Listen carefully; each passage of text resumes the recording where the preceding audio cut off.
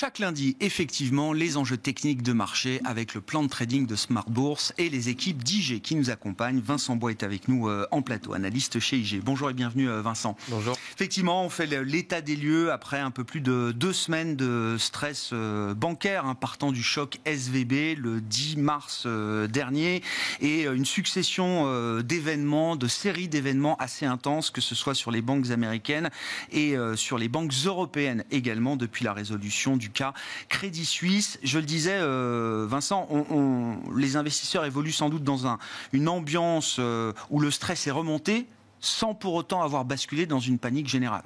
En effet, on a une belle tenue des indices, on le verra d'ailleurs avec le S&P ou S&P 500 qui se maintient toujours malgré la hausse sur l'or, malgré les baisses des banques également. On voit d'ailleurs certains indices aux États-Unis qui sont beaucoup plus volatiles, comme le Russell qui est beaucoup plus volatile, qui monte et qui descend rapidement.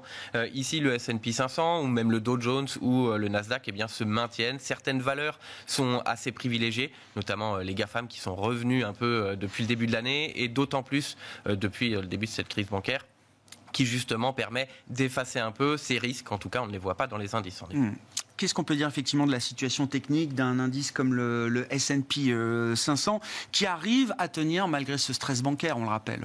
Tout à fait. Donc le S&P 500 a bien maintenu les 3800. On s'attendait justement à un retour en arrière, peut-être parce que avant même ce stress bancaire, on était quand même sur un changement de discours sur la politique monétaire qui paraissait accommodant en début d'année, puis un peu plus restrictive, et puis ce stress bancaire a tout enlevé. On s'attend maintenant à une baisse de 100 points de base d'ici la fin de l'année.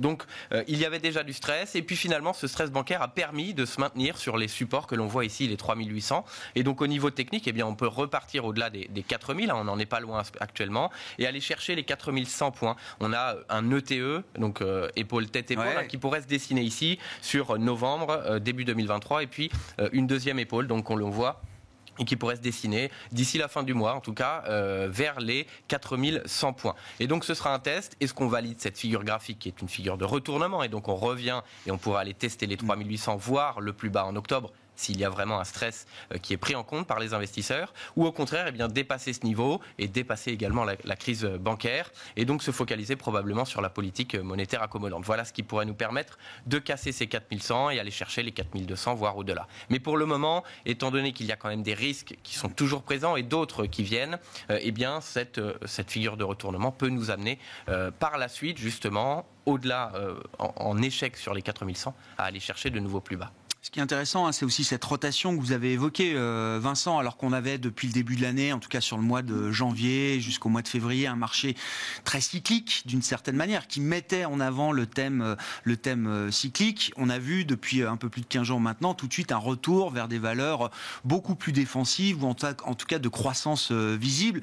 Et c'était donc le retour du Nasdaq d'une certaine manière qu'on observe depuis quelques semaines maintenant. C'est vrai, en effet, on était plutôt parti sur le soft landing. On l'avait encore en tête il y a quelques semaines, ça s'est vite arrêté depuis 15 jours, et donc c'était les sociétés cycliques qui en profitaient, et maintenant ce sont on a vu le S&P qui est tiré par 5 à 7 sociétés qui représentent une grosse partie de l'indice, et l'indice du Nasdaq 100 également, qui tire le marché pour le moment, mais s'il y a un risque de ralentissement, on est sur des valorisations pour certains qui sont très élevées, et donc un retour en arrière qui est tiré par ces valeurs. Si ces valeurs venaient à corriger justement, ça pourrait être assez brutal.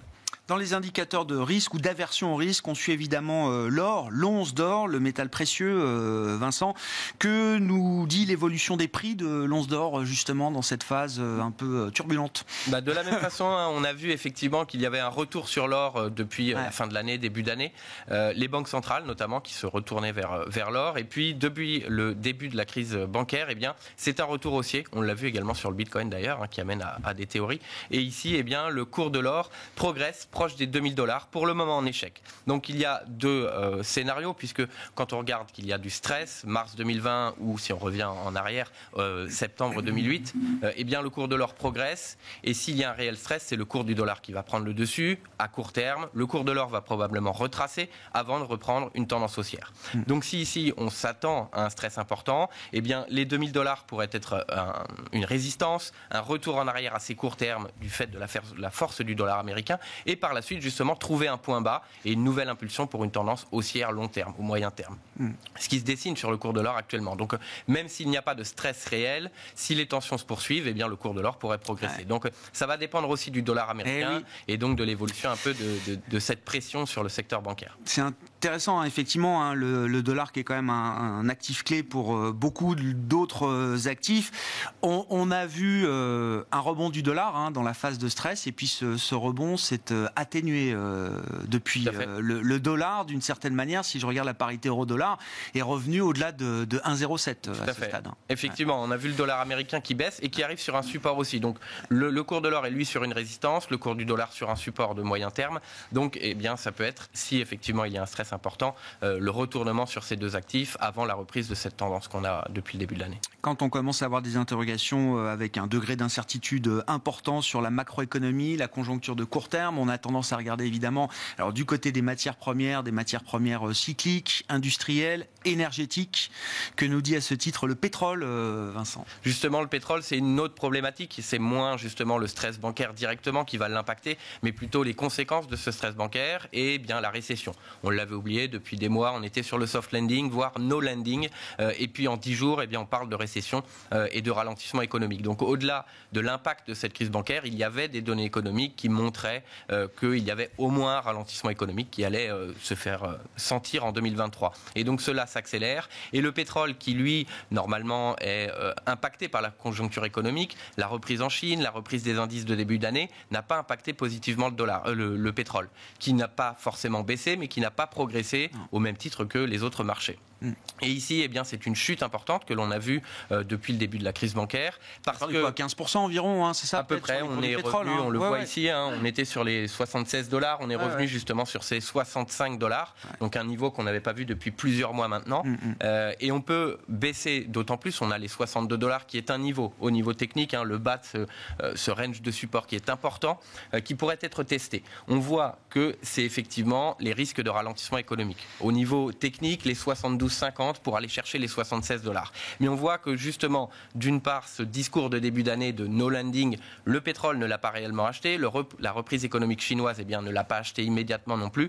Et là, eh bien, cet impact sur les banques, qui pourrait avoir un fort impact sur l'économie est directement en revanche acheté, ou en tout cas on le voit sur les cours du pétrole. Donc un risque plus important de récession pourrait amener à une baisse, une consolidation plus importante, même si sur le marché du pétrole, finalement au niveau fondamental, il y a encore des problèmes sur l'approvisionnement, sur la production, etc.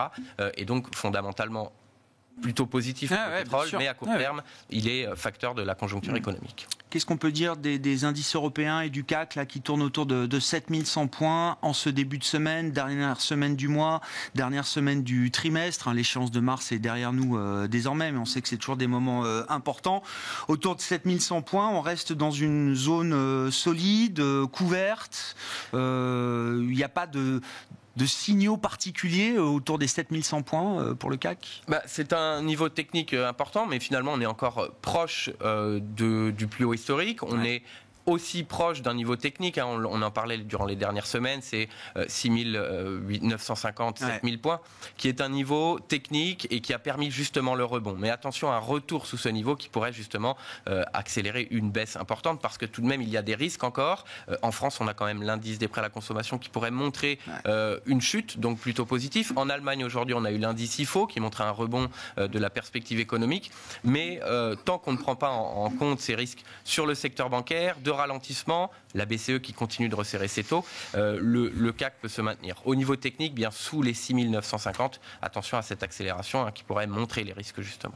Sur l'inflation en zone euro, alors si on attend une marche à la baisse pour l'inflation globale, qui passerait de 8,5 à peut-être 7,3% selon le consensus des économistes pour la marque du mois de mars, l'important c'est qu'on va sans doute voir l'inflation cœur sous-jacente continuer à progresser, continuer à accélérer. Elle s'est stabilisée autour de 5% en octobre-novembre dernier. L'inflation cœur en zone euro, elle sera peut-être assez proche de 6% désormais sur un an au mois de mars, ce qui montre bien effectivement, ce qui permet de comprendre en tout cas la nature du discours de la Banque Centrale Européenne et de certains faucons qui plaident pour une poursuite des hausses de taux à ce stade, voire une accélération de la réduction du bilan de la Banque Centrale Européenne à partir de cet été.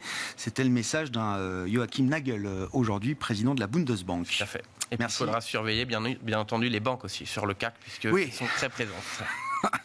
Faut-il le préciser, effectivement, on a tous la liste des banques à surveiller aujourd'hui, je le disais. Deutsche Bank réussit à rebondir après une baisse d'un peu moins de 10% vendredi. Le titre reprend actuellement un peu plus de 5%, autour des 9 € sur le marché allemand. Merci beaucoup Vincent. Merci. Vincent Bois, analyste chez IG, les équipes d'IG qui nous accompagnent chaque lundi pour le plan de trading de Smart Bourse à 12h30.